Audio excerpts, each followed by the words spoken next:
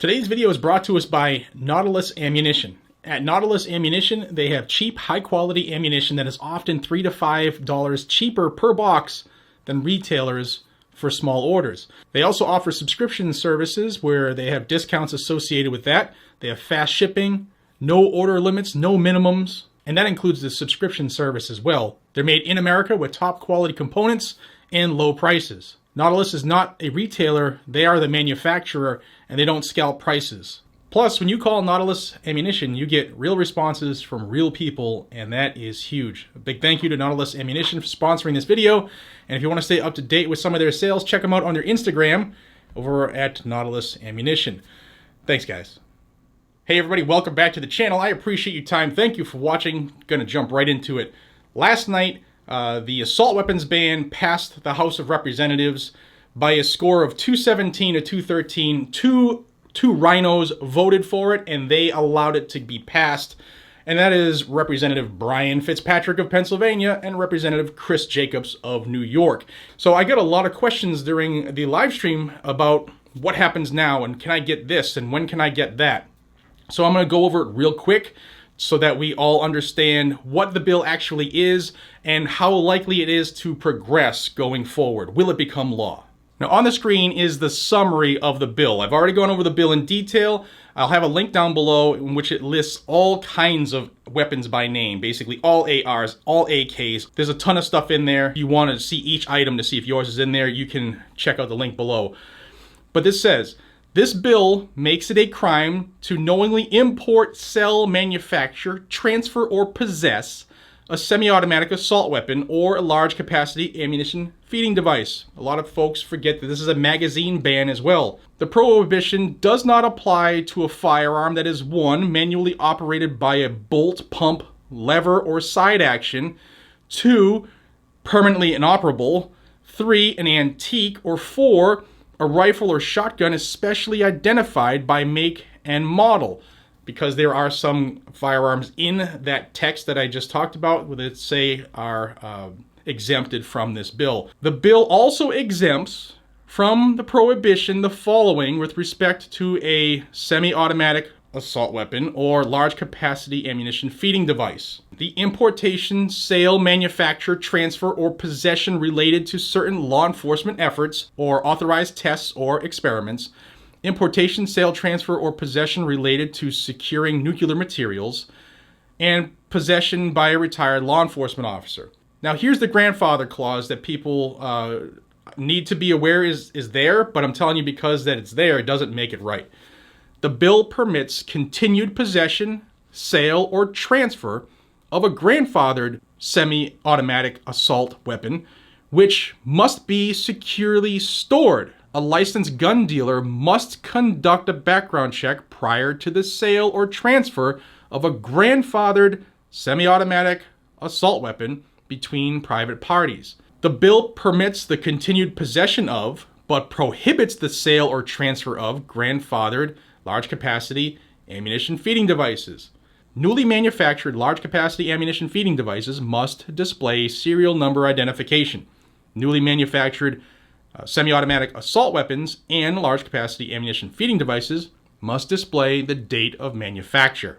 The bill also allows state or local governments to use grant money to compensate individuals who surrender a semi-automatic assault weapon or large capacity ammunition feeding device under a buyback program. So you can keep what you have now, which is what everybody was kind of in flux about. They didn't really understand what the bill was saying. You can have what you have now for semi-automatic assault weapons, and you can transfer them after the fact if the FFL can prove that they were grandfathered. So how would they know if your grandfathered rifle is a grandfathered rifle? Well, to me, it would have to be registered, right? You can't prove it unless you can prove it. So the bill passed last night from the House. It's got to go to the Senate now. The Senate doesn't have to take up this bill. What do I mean? We have HR 8, HR 1446, which have been in the Senate since the first week of the session, and Chuck won't put them up, Chucky Schumer, because he probably can't get enough votes, 60, to overcome filibuster. Now, I've said several times in videos in the past, as well as last night in the live stream, that I am not prepared to say that this has no chance of passing. There are a couple avenues in which this can pass, and it's the same avenues that they used for the red flag bill. Yes, the red flag bill bought some Republicans because of the funding for mental health and school security that was in there. And this bill sits alone.